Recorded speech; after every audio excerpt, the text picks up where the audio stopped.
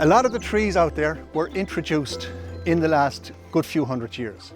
So picture an Ireland 12,000 years ago, barren. By 9,000 years ago, there was just birch, hazel, alder. There would have been bracken, there would have been stuff that you associate with wet areas, right? Then pine trees started to come in, and then oak and ash. But that wasn't until about 8,000 years ago.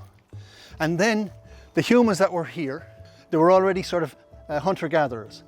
But by the 6,500 years ago, they had learned that if you cut down a few trees and get a thing called a plough, and you can plough the land, you could collect the seed from the better wild plants that are around and plant them, and you can begin to grow better and better forms of wheat or oats or barley and so on and so forth.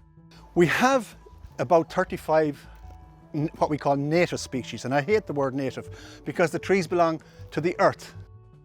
Heritage Week helps reawaken that sense of heritage.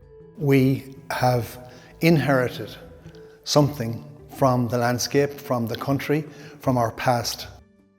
The presence of trees is vital to a proper understanding of Irish landscape, but also of Irish culture and society. The connection to the land that makes us uniquely Irish. Imagine a landscape without trees, and the effect of having no trees on your landscape means that your life is empty and barren.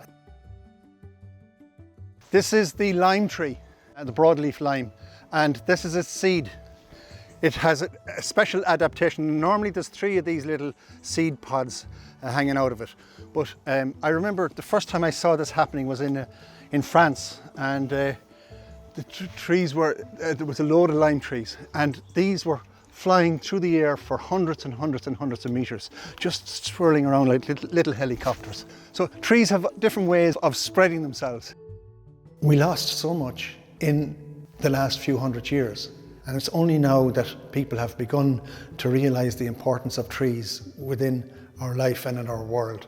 And we've begun to repopulate the country with trees, that we can begin to reconnect not just to the landscape, but to be a much stronger and healthier society. Trees are intelligent, very, very intelligent. Now this one is called the Scots pine.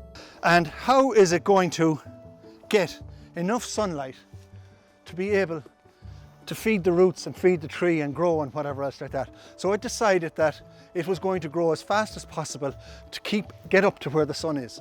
The way it did that was, it decided that I'll only put my main energy into the top of the tree so that it goes up faster and higher, down low. You'll see that all of the bottom branches have died and are falling off because the tree does not want to feed them. It only wants to get up where the sun is so they can get maximum sunlight and therefore survive. Efficiency is not God's highest goal for your life, nor is busyness, but walking, which leads to seeing. Now that's something. That's the invitation for every one of us today and every day. In every conversation, interaction, event and moment, to walk, not run. And in doing so, to see a whole world right here within this one.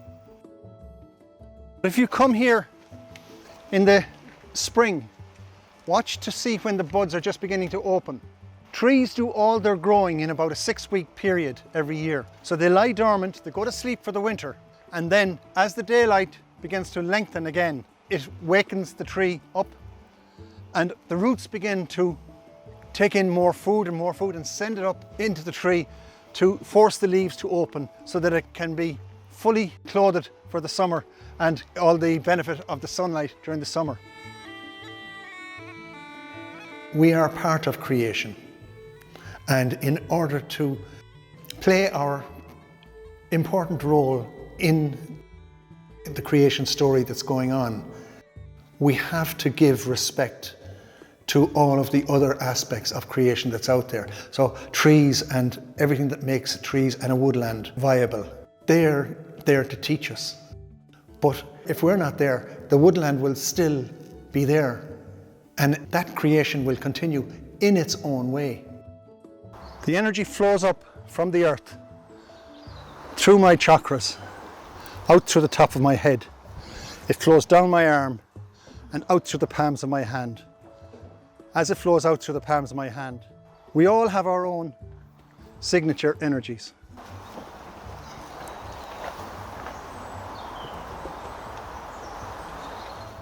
We need to use all of our senses and open ourselves emotionally and spiritually to that experience of creation that's all around us, and acknowledge that it's there not just for us, it's there for everyone and everything.